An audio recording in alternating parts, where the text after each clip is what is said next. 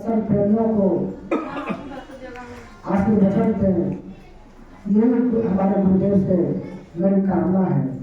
सत्य साहिब बंदे सत साहिब सादा गुरुदेव की जय, सादा गुरुदेव की जय, सादा गुरुदेव की जय।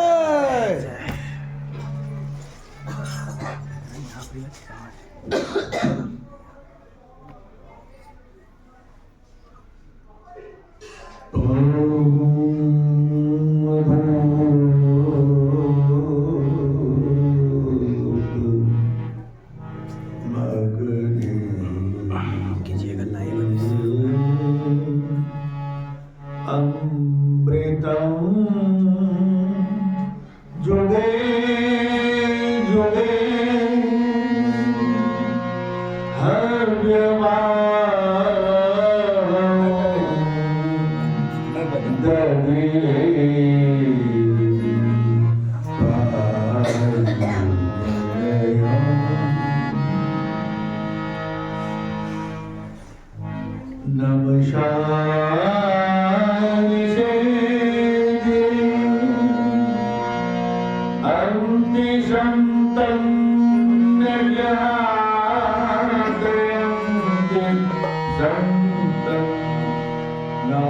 पश्यति देवस्य भाष्य काव्यं नममारिणा गिर्यति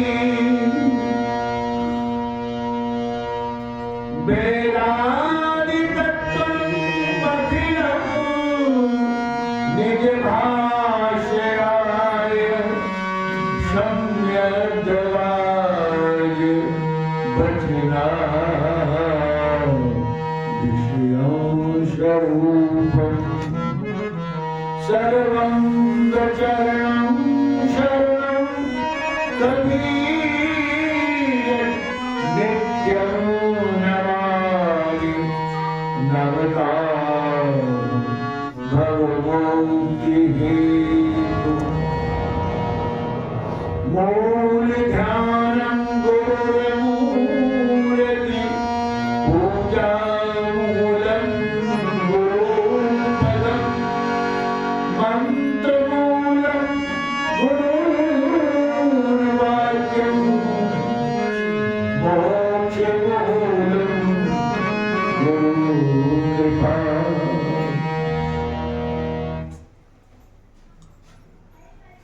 मंचस्थ हमारे संत महात्मागण आगत इस सत्संग परिसर में उपस्थित सभी धर्म प्रेमी सज्जन वृद्ध माताएं बहनों, आप सबों को मेरा हार्दिक अभिनंदन है। आज सदगुरु बंदी छोड़ कबीर साहब आज के दिन ही मगहर को प्रस्थान किए थे।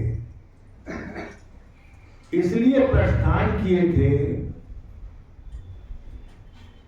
कि उस काल में बहुत भ्रामक व्यवस्था बनी थी। बहुत दिनों से काशी नगरी में पूरे देश से लोग मरने के लिए जाते थे। क्यों जाते थे? कि वहां काशी में मर जाएंगे तो मुक्ति हो जाएगी।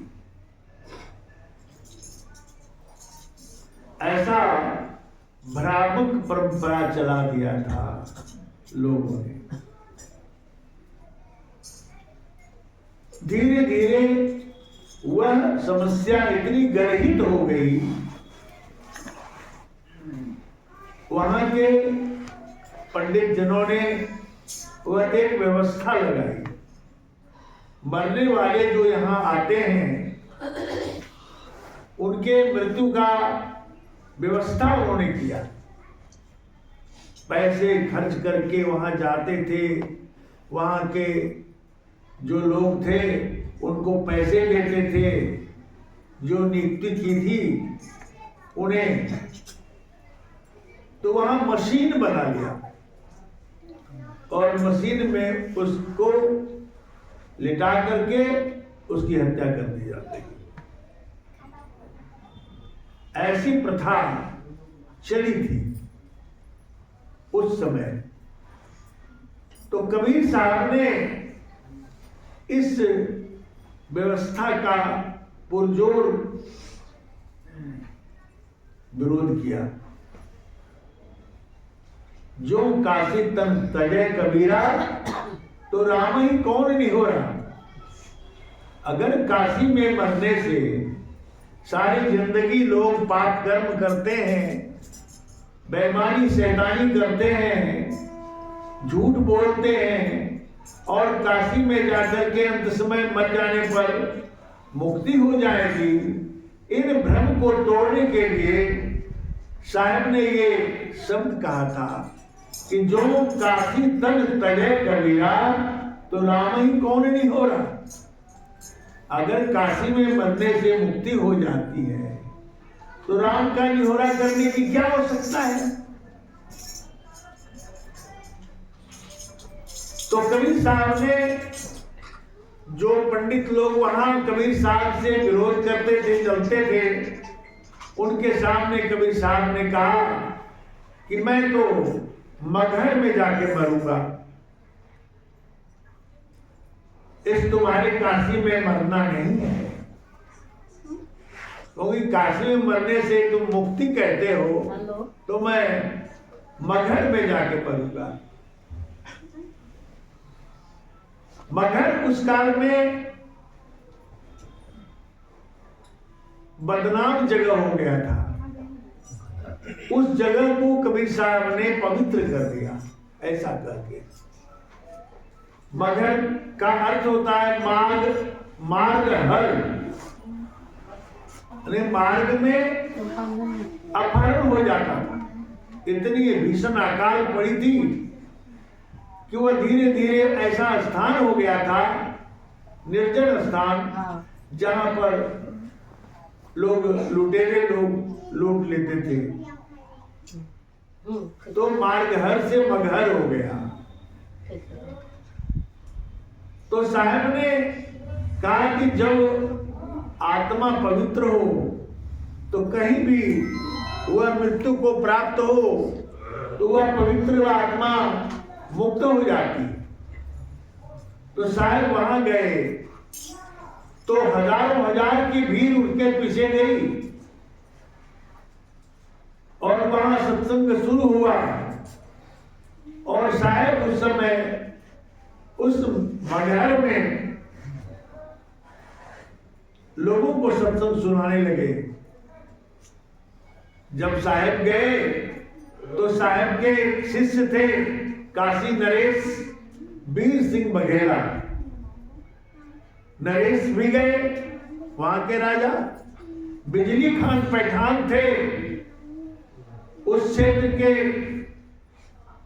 छोटे मोटे राजा ही कहिए, वो भी पहुंचे। वो भी कबीर साहब के शिष्य हो गए थे। बिजली खान पैठान। तो वो हिंदुओं को बहुत सताते थे, बहुत सताते थे, बहुत मारते थे, बहुत जान मार देते थे। बड़ी तूती बोलती थी उनकी, तूती बोलता था उसका। तो वहां जाने के बाद साहब ने सबको समझाया, चिताया, ज्ञान दिया कि देखो इस संसार में मैं जब से आया हूं तब से सबको अच्छी बातें कह रहा हूं। मनुष्य वही है जिसके हृदय में दया, क्षमा, शील, सज्जनता का गुण है। साहब ने कहा है काम क्रोध मद लोभ निवारो, यही है असल की ज्ञान वैराग्य दया मन राखो, कहे कबीर दिल की। कबीर ने अपने दिल की बात कही, कबीर साहब ने, कि ज्ञान, वैराग्य और दया, क्षमा, ये हृदय में रखो। और काम, क्रोध, मद, लोभ, जो ये 5 मिलकर के तुम्हें लूट रहा है, इसको निकाल दो। तुम इससे लुटे जा रहे हो, इस संसार में लुटे जा रहे हो। कभी काम मन में प्रकट होता है, कभी मन में क्रोध प्रकट होता है, कभी लोभ प्रकट होता है, कभी अहंकार प्रकट होता है। यह सभी कहां से आता है? यह प्राकृतिक वस्तुओं को उपभोग आप करते हैं। खट्टा, तीता, चरपरा, तरह तरह का भोजन आस्वादन करते हैं। ये इंद्रियों के विषय हैं। ज्ञानेंद्रियां 5 हैं और 5 कर्म इंद्रियां हैं। 5 ज्ञानेंद्रियां हैं, आंख, कान, नाक, जिह्वा, त्वचा। आप जब सत्य हैं तो आपके अंतस में ही वह सत्य परमात्मा छिपा हुआ है। कैसे? जैसे मेहंदी में लाली छिपी हुई है, जैसे दूध में घी छुपा हुआ है, जैसे गन्ने में मिठास छिपा हुआ है, जैसे इस प्रकार से वैसे ही आपके अंदर वह परमात्मा छिपे हुए हैं। पहली बात कि आप शरीर को जानते हैं, शरीर के रस स्वादन में पड़े हुए हैं और इसी को सत्य मानकर बैठ गए हैं। खोज जारी था, वो खोज भी बंद हो गया, बस मान कर बैठ गए। तो 84 लाख जोनियों को भटकते हुए मनुष्य जोनी में आए और मनुष्य जोनी में आकर लग गए मूर्ति की पूजा करने और चीज में दीन डाला, चौरा, देवपुरी आदि आदि में फंस गए और उन्हीं की पूजा करने में तल्लीन हो गए। जबकि वो सत्य नहीं है, सत्य तो आप हैं और सत्य को ही सत्य परमात्मा मिलता है। झूठ और सत्य का संबंध, और झूठ और सत्य का संबंध टेम्पररी है। अब ये कुर्सियां बनी है, फर्नीचर बनते हैं लकड़ी की, तो आप बढ़ई से जाके पूछेंगे बढ़ई से कि भाई आपने मेन जगह पर, मुख्य जगह पर ये लकड़ी का काठी क्यों बना के ठोक दिया? काठी तो लोहे की है बढ़िया। तो बताएगा आपको कि भाई काठी स्वजाती है, लकड़ी की काठी लकड़ी के फर्नीचर में उसका स्वजाती है, इसका संबंध टिकाऊ है। और काठी जो है उसमें जंग लग जाएगा, बिजाती है, और जंग लगने के बाद धीरे धीरे वह ढीला पड़ जाएगा, हिलने लगेगा। इसलिए लकड़ी में लकड़ी की काठी ठोकी जाती है। आप चेतन आत्मा उसी तरह सत्य है और सत्य में सत्य परमात्मा है। और इस शरीर से जो संबंध हो गया है, शरीर के द्वारा इंद्रियों से संसार के विषयों का जो संबंध हो गया है, यह टेम्पररी है, यह क्षणभंगुर है, यह एक जैसा नहीं रहता है। क्योंकि प्रकृति से बना हुआ यह प्राकृतिक देह जो है यह पार्थिव है, यह एक समान नहीं रहता है। तो इसमें आप अटके पड़े हुए हैं और अटकना नीरी मूर्खता है। साहेबबंदी छोड़ कबीर यही समझाते हैं, ये नीरी मूर्खता है। एक तो 84 लाख जोड़ियां भटकते भटकते गिनते कीट पतंगे में, घोड़े गधे जितने जोड़ियां हैं 84 लक्ष, उन लक्ष जोड़ियों में आप ही तो थे, दूसरे नहीं है। लोग कितनों को मार मार करके देवी को बलिदान देते हैं, किसी को चढ़ा देते हैं और उसके मांस बना के लोग घर में खाते हैं।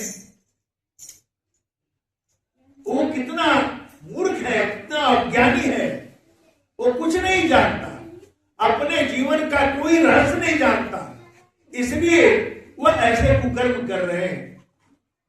और एक दिन ऐसा आता है तो वही व्यक्ति अपने ही परिवार में बिल्ली बन गए, चूहा बन गए, बथान पर बैल बन गए, नाना प्रकार की जोड़ियां उसी घर में गुजार रहे हैं और उन्हीं के बाल बच्चे उसे मार मार के खा रहे हैं या बिना बेकसूर का ही मार बैठते हैं, मार ही डालते हैं। दोनों अननोन है, दोनों अज्ञान में फंसे हुए हैं। इसी बात को कभी साहब समझाते हैं, उन्होंने समझाया कि भाई जीव मत मारू बापुरा, सबका एक ही प्राण, हत्या कबू न छूटी है, कोटि सुनो पुराण। कितनों पंडितों के द्वारा पुराण की कथा सुन लो, हत्या का पाप नहीं जाने वाला है, कभी नहीं जाएगा, यह तुम्हें भोगना ही पड़ेगा। और सारे जोनियों में सर्वश्रेष्ठ मनुष्य जोनी है और मनुष्य जोनी को प्राप्त करके जिस जोनी में शास्त्रों में भी वर्णन है, सभी संतों ने कहा कि मनुष्य जोनी से श्रेष्ठ कोई जोनी नहीं है।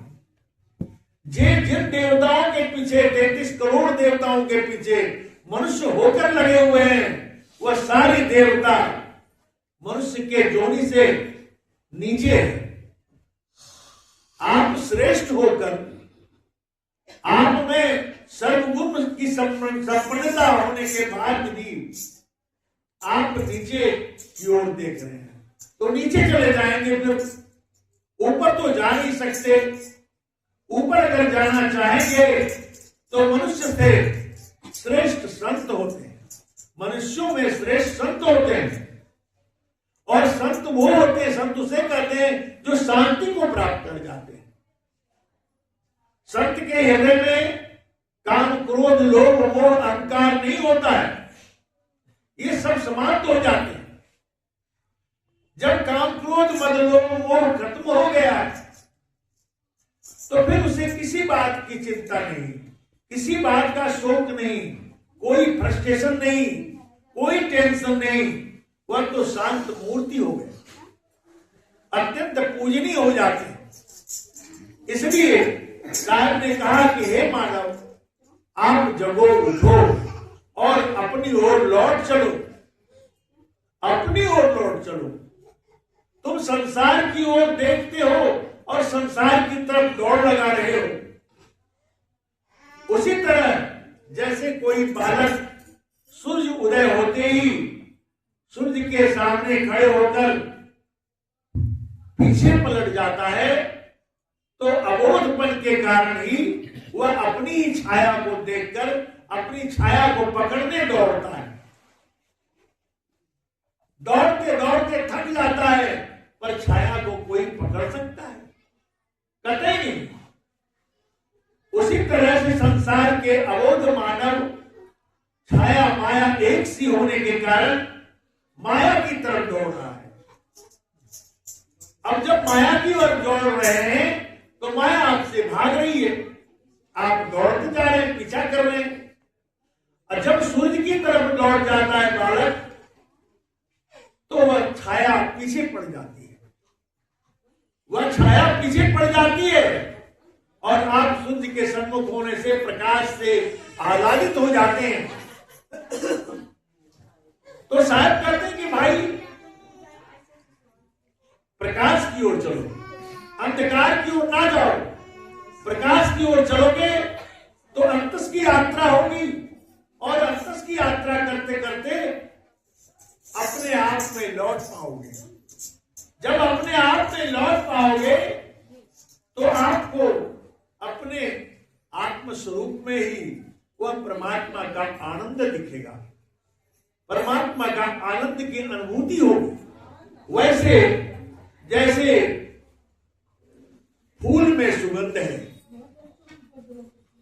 लेकिन दिखता नहीं है, फूल में सुगंध है वह दिखता नहीं है, कोई उसे काट कूट करके देखना चाहे तो नहीं दिखेगा, वह अनुभव प्राप्त होगा। आत्मा के अंदर परमात्मा व्यापक रूप में है, सर्वव्यापक है, वह कहीं खाली नहीं है, वह अविगत है। और मन नहीं विगत मन खाली, वह कहीं खाली नहीं है। इसलिए उस परमात्मा को जानने के लिए आत्म स्वरूप में स्थित होना पड़ेगा, अपने आप में लौट आना पड़ेगा, तभी वह परमात्मा के स्वरूप का अनुभव कर सकता है। साहब ने सारी बातें समझाई, जीवन पर्यंत समझाया, लेकिन देखिए मनुष्य की अज्ञानता कि साहब जब कहा कि अब मैं जा रहा हूं और सभी हजारों के बीच में वो तख्त बिछा हुआ था, उस पर चादर दिए हुए थे और उस पर लेट गए, कह करके मैं जा रहा हूं। दो राजा बैठे हुए थे और उनके प्रजा लोग भी थे, साहब के बहुत सारे शिष्य थे। सबने सोचा कि साहब चले गए। किसी ने मुंह गाड़ कर सांस देखा, सांस तो नहीं चल रही है, फिर कपड़े से ढक दिया, फिर देखा, कहा कि साहब चले गए। रोना स्टार्ट हो गया, रुदन होने लगा, क्रंदन होने लगा। तो उसमें धीरे धीरे भनक आई। मुसलमान ने कहा कबीर हमारे पीर हैं, हिंदू ने कहा कि कबीर हमारे गुरु हैं, जीवन पर्यंत हमको समझाया, ज्ञान की बात बताई।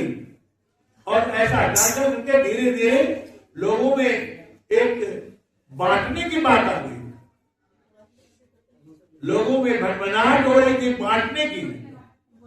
मुसलमान ने कहा कि हमारे पीर होने के नाते मैं इन्हें कब्र में दूंगा, और हिंदुओं ने कहा कि मैं इनकी समाधि दूंगा। समाधि, संत की समाधि की परंपरा आज भी है, संत थे, इनको समाधि दिया जाएगा। धीरे धीरे बात बढ़ते बढ़ते यहां तक पहुंच गया कि तलवारें खिंच गई। तब साहब ने देखा कि ये इतने समझाने के बाद इनकी मूढ़ता अब तक नहीं गई।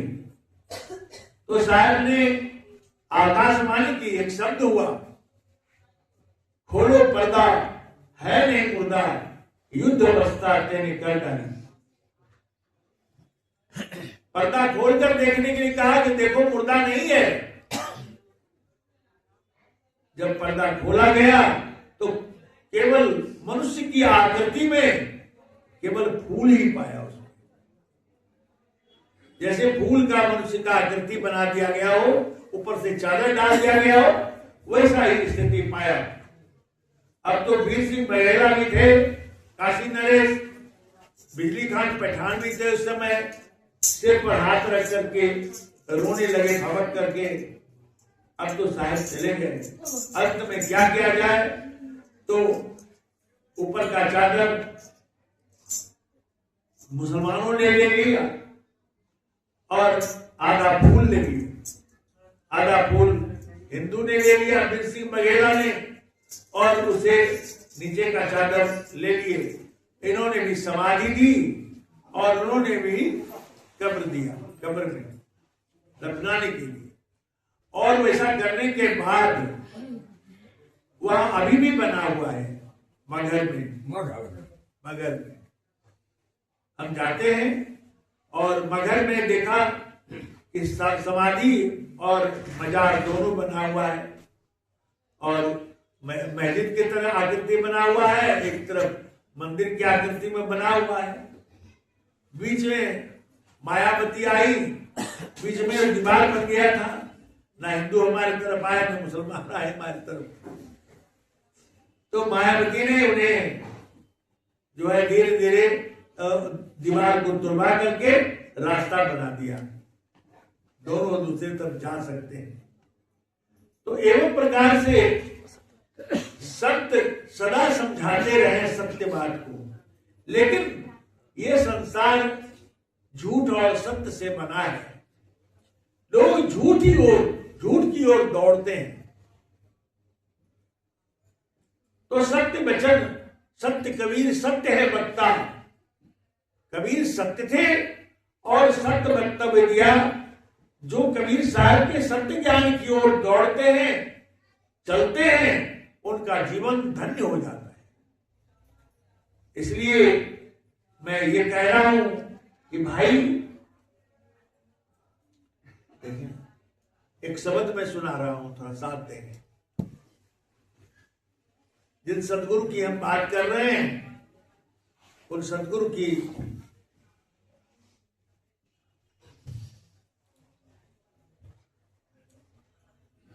अपने शब्दों में सुना रहा हूं।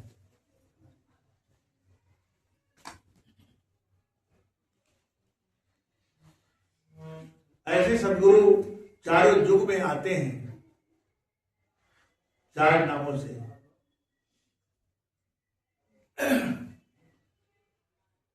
करो वंदना गुरु दया, जय गुरु अगत लखाया है, जीवन रहस्य बताए खोल कर, घट में सार दिखाया है। हे गुरु बंदी छोड़ दया निधि, करुणा के अवतार प्रभु, संतपति है आदि संत, नाम कबीर धराया है।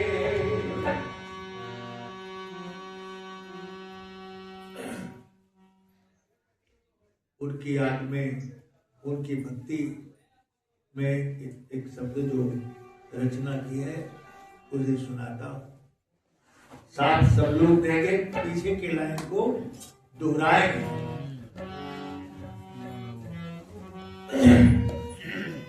दुख हरता सद्गुरु प्यारा, मेरा दुख हरता सद्गुरु प्यारा, मेरा दुख हरता सद्गुरु प्यारा, मेरा दुख हरता,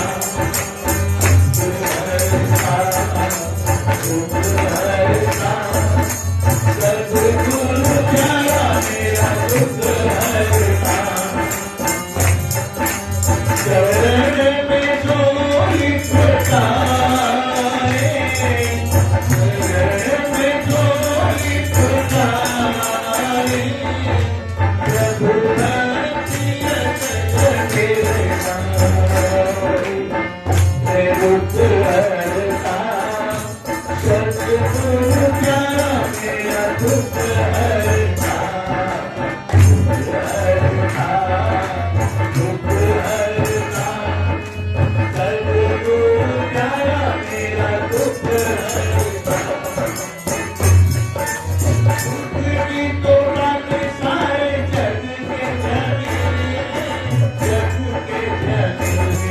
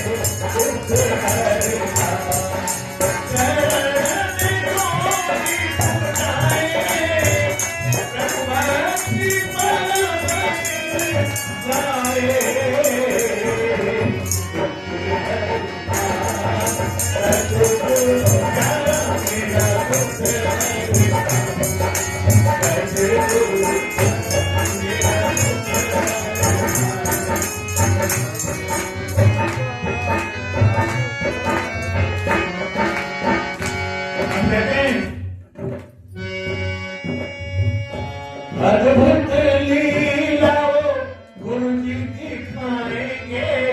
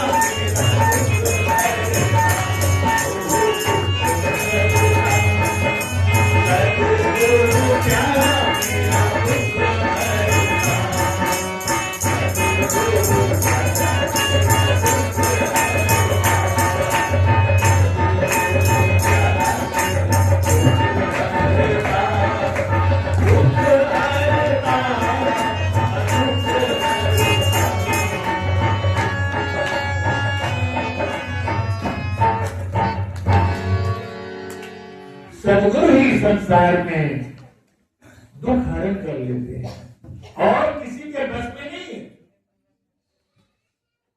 सदगुरु बंदी छोड़ कभी साहब ने तलवार नहीं उठाया,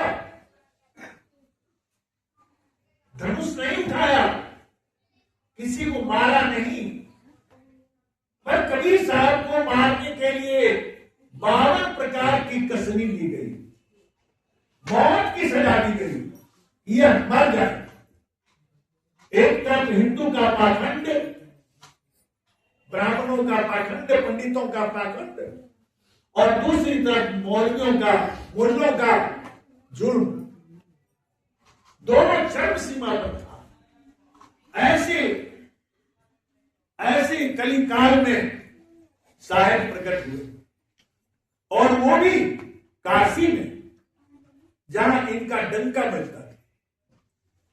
ऐसी अवस्था में साहब ने उपदेश किया कि भाई, सब चेतन आत्मा एक समान है, तुमने अलग अलग क्यों कर दिया? वही महादेव, वही मोहम्मद, ब्रह्मा आदम कहिए, वो हिंदू को तुम कहा मैं एक जिमी पर रहिए। एक जमीन पर रहने वाले अलग अलग रूपों में बांट लिया और एक दूसरे में छूत लगा दिया, किसी को ऊंचा किसी को नीचा बनाकर इस संसार में जुल्म ढा दिया, इंसानों पर जुल्म डाल दिया। तब दया के अनंत महासागर सदगुरु बंदी छोड़ कबीर, जो सतपुरुष परमात्मा है, इस धराधाम पर आए कि संसार के प्राणियों में इतनी कर्मस्ता आ गई है, इतनी कर्ता आ गई है, इसे शांत करने के लिए, इन्हें जगाने के लिए, इन्हें सत्य मार्ग पर चलाने के लिए उन्होंने अनंत उपदेश किया। साहब ने खुद कहा, जेते पत्र वनस्पति और गंगा की रेव, पंडित बेचारा क्या करे, कबीर कही मुख बैन। जितना इस धरती पर वनस्पतियां हैं, उनके पत्ते हैं, एक वृक्ष के पत्ते तो आप गिन नहीं पाते हैं। और धरती पर जितने वनस्पतियां हैं, जितने बालू के रेत हैं, बालू के कण, उतनी बाणी साहब ने कही। वो कविता कोई मीटर पर बिठा करके नहीं कहते थे, वो तो स्वयं काव्य ही थे। जितनी बातें बोलते थे काव्य में बोलते थे। तो कबीर साहब इस संसार में सबके दुखों को सुना। उन्होंने यह भी कहा, कबीर तेरी झोपड़ी गढ़कटियन के पास, जो करेगा सो भरेगा, तू क्यों हो उदास? कहा तू क्यों उदास होता है? अपने भक्तों को कहा उन्होंने, जो जैसा करेगा वैसा भरेगा। तुम्हारे घर अगर कसाई खाने के बगल में है तो कसाई जाने अपना, तुम्हें तो दीदार करनी है, कलाकार हो जाना है, तुम्हें तो सारी आत्माओं के मंगल के लिए तुम गुणगान करोगे, सभी आत्मा की भलाई करने के लिए चले हो, तो तुम तुम्हें चाहे दुष्ट मिले, चाहे इंसान मिले, भक्त मिले, सबको आत्मदृष्टि से देखना, ना कि शरीर से देखना। शरीर से देखोगे तो घाटे में रहोगे, भटक जाओगे। संत कभी शरीर से नहीं देखते हैं, ये बहुत अच्छे कपड़े पहने हुए हैं, अच्छे आदमी लगते हैं, बाहर से नहीं। वो तो आत्मा की अपनी दृष्टि है, उसमें नियुक्त होकर के संसार को देखते हैं और आत्मोत्थान की बात करते हैं। उसके लिए सभी समान होते हैं, कोई अपना नहीं, कोई पराया नहीं। इसलिए उस अवस्था में पहुंचकर संत संत कहलाते हैं। कहने का मेरा अभिप्राय यही है कि सदगुरु के शरण में ही जीव को कल्याण है, अन्यथा कहीं कल्याण नहीं है। अब ऐसी बातें कही जाती हैं, आप देखते हैं भगवान श्री कृष्ण ने गीता में कहा कि मैं हिमालय में, पर्वतों में हिमालय हूं, सड़कों में वासुकी हूं, मणियों में कोई नूर हीरा हूं, या जो भी हो, उच्च उच्च स्थानों में अपने आप को गिनाया। और तो हमने कहा कि भाई आपने तो सबको ऊपर ऊपर गिना दिया, श्रेष्ठ श्रेष्ठ में, और निम्न में कौन है? जब सर्वव्यापक है परमात्मा, अविगत है, कहीं खाली नहीं है, तो वह परमात्मा श्रेष्ठ में ही क्यों रहेगा?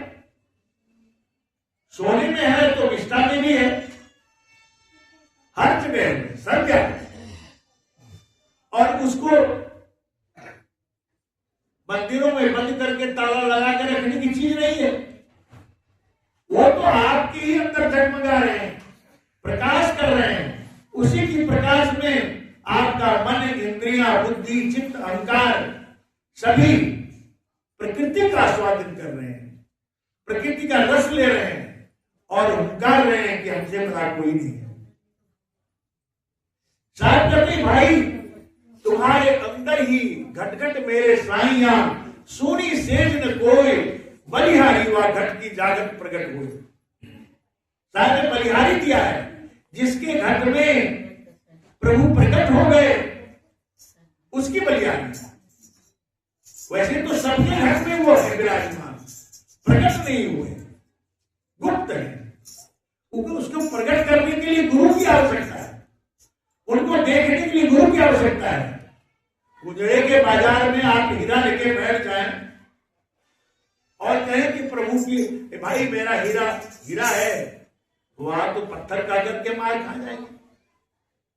वहां लोग पत्थर समझेंगे कि ये पत्थर बेचने आया, हीरा बेचता है।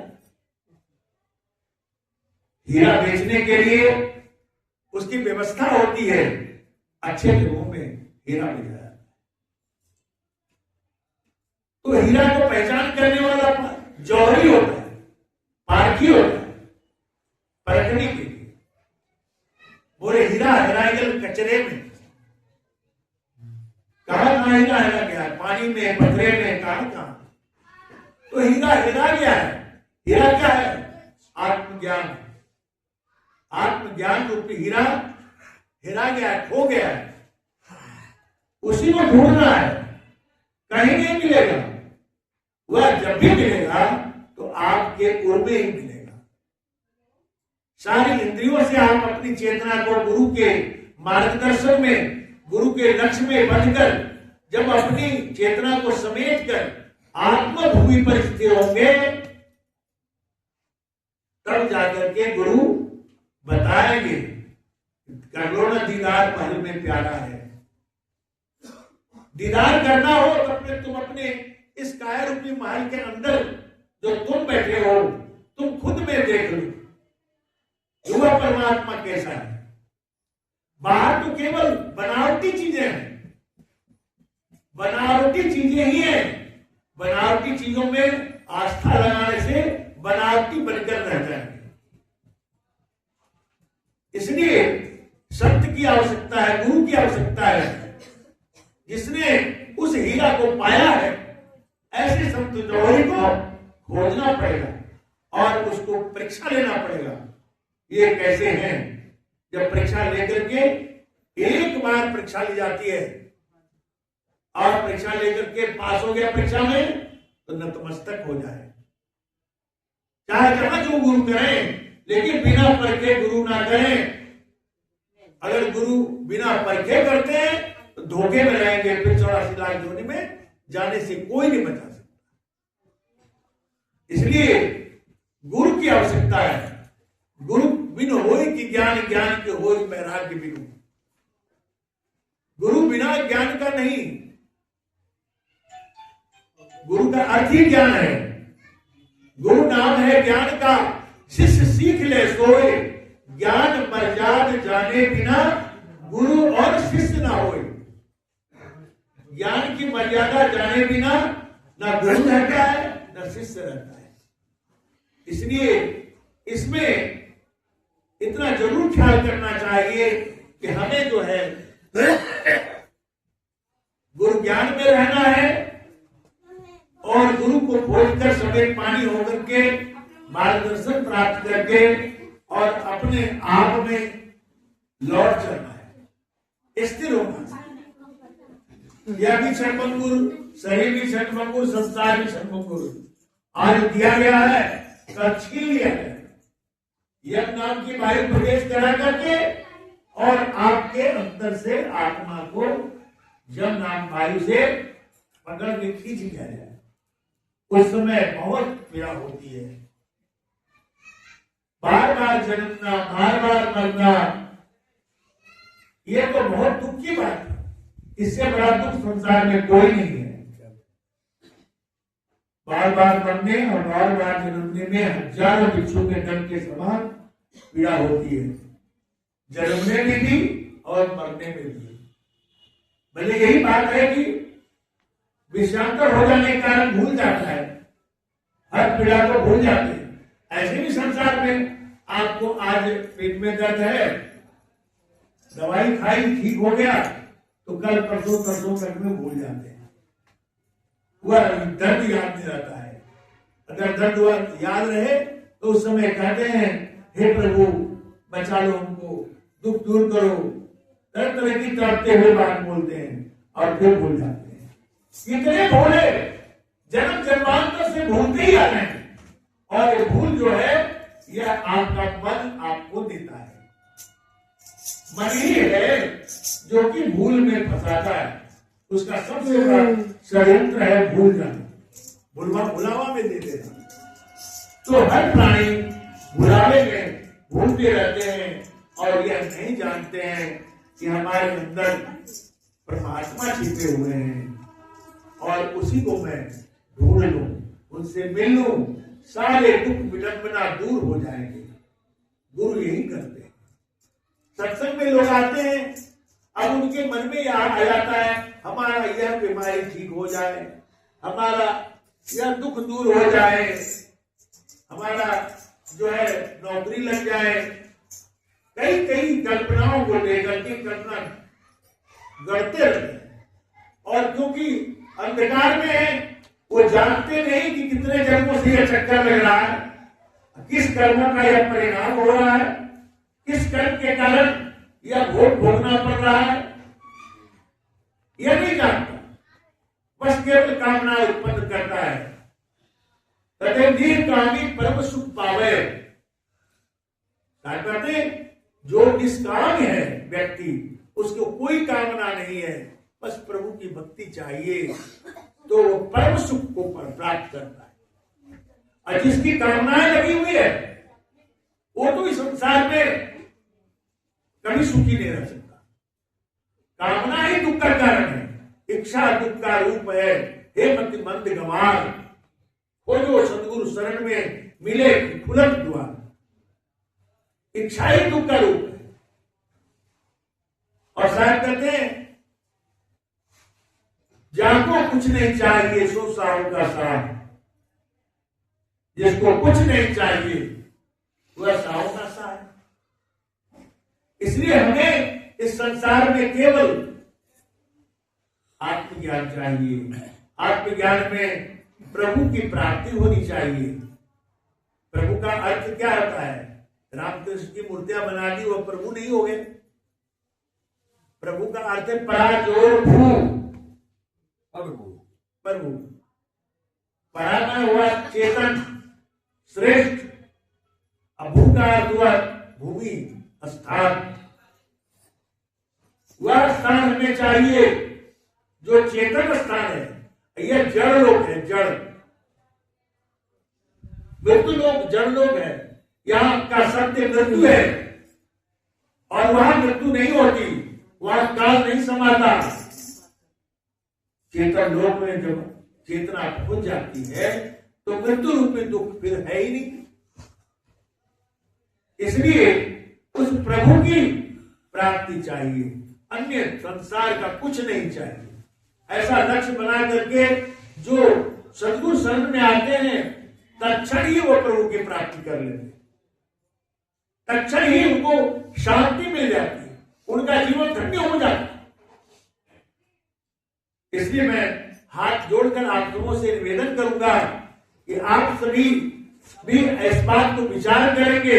अगर हमारी ये बात सत्य महसूस किए होंगे तो इस पर विचार करके फिर प्रश्न करेंगे, कहीं से ही प्रश्न करेंगे, मोबाइल पर भी प्रश्न कर सकते हैं, इसमें कोई शक नहीं है।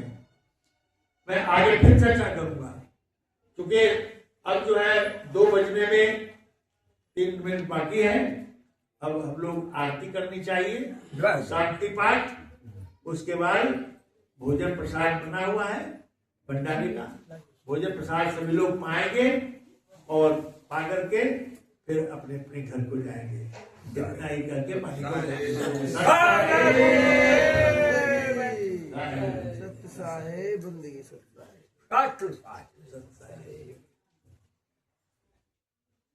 आरती का प्रबंध। आरती गरीब निवाज साहिब,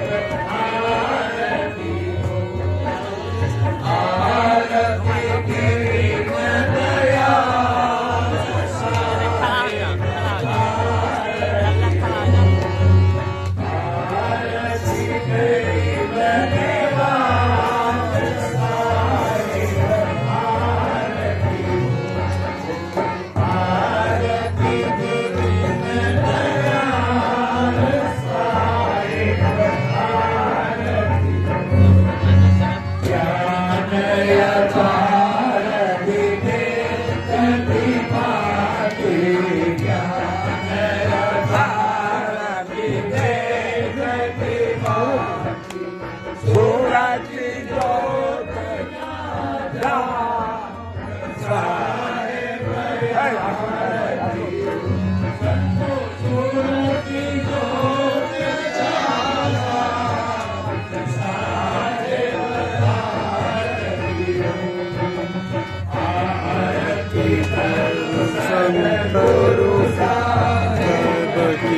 आरती करूं सद्गुरु साहेब की, सब संत समान साहेब आरती हो।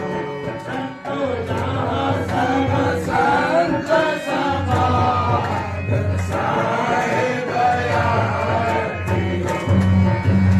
आरती गरीब निवाज साहेब आरती हो। आरती गरीब दयाल साहेब आरती हो। तरस परस गुरु शरण शरण पायो, तरस परस गुरु चरण शरण पायो।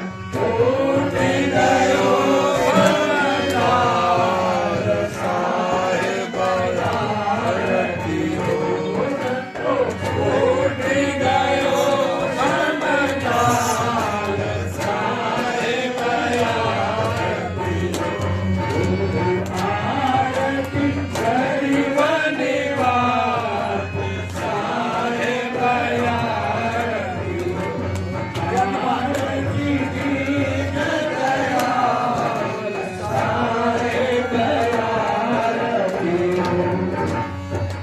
साहिब कबीर संतन की कृपा से, साहिब कबीर संतन की कृपा से भयो परम प्रकाश।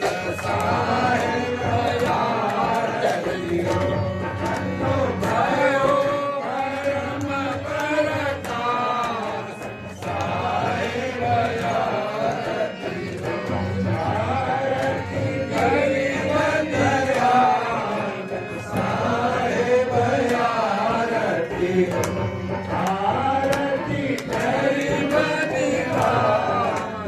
साहिब यार दियो शांति दाता सत्य पुरुष प्रभु विश्व शांति कर दीजिए। पृथ्वी शांति अंतरिक्ष शांति वनस्पति शांति कीजिए। हे सर्वेश्वर सर्व शांति दे मोक्ति शांति कीजिए।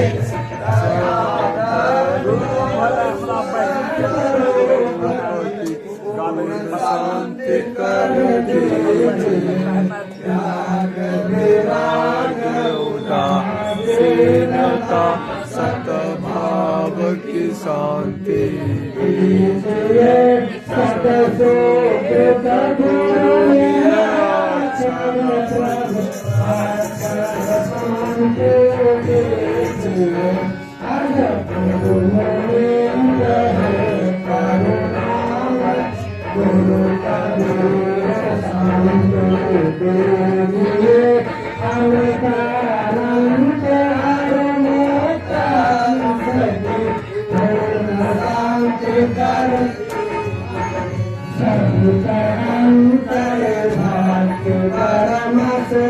आनंद शांति दीजिए।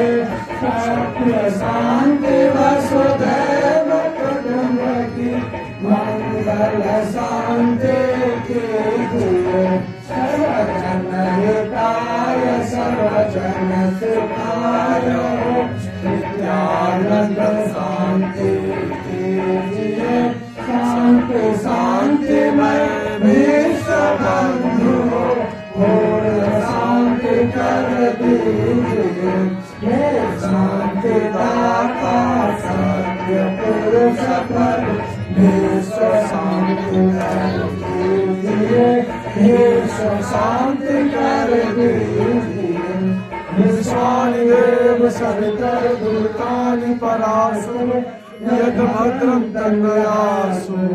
वेदाधितत्वं अखिलं निजभासयाय सम्यग् स्वरूपं सर्वाङ्गचरणं शरणं कबीर नित्यं नमामि।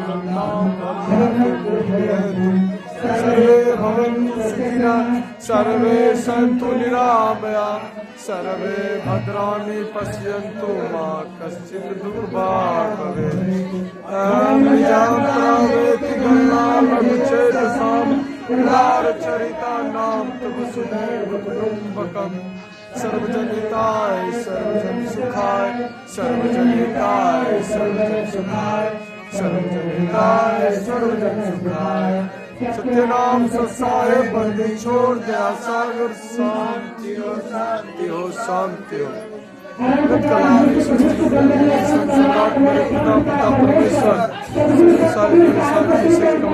परमेश्वर